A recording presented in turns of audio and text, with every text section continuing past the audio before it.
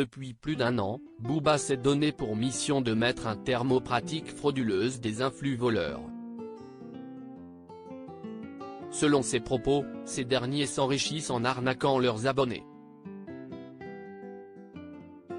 La grande majorité sont des candidats de télé-réalité devenus influenceurs.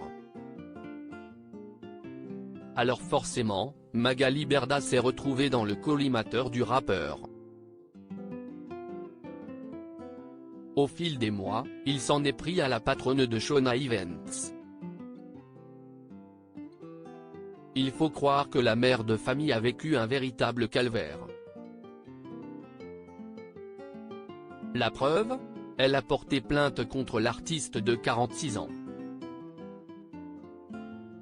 Paraît-il que ce dernier aurait orchestré une vaste campagne de cyberharcèlement contre elle. Actuellement, le vent semble tourner en sa faveur.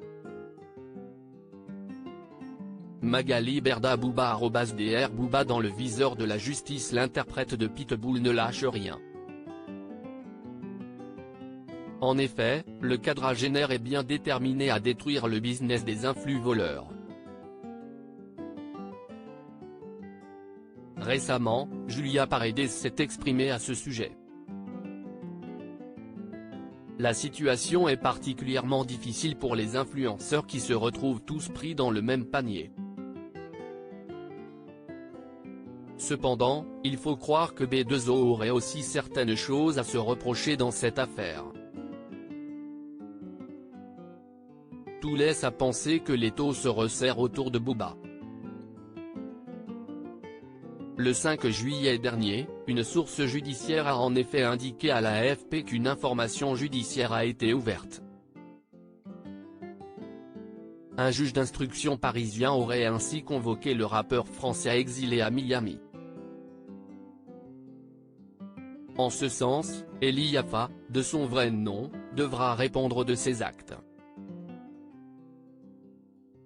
Magali Berda soulagée. Selon les informations rapportées par l'AFP, 28 individus vont être jugés pour cyberharcèlement aggravé, toujours en rapport avec l'affaire Magali Berda Booba.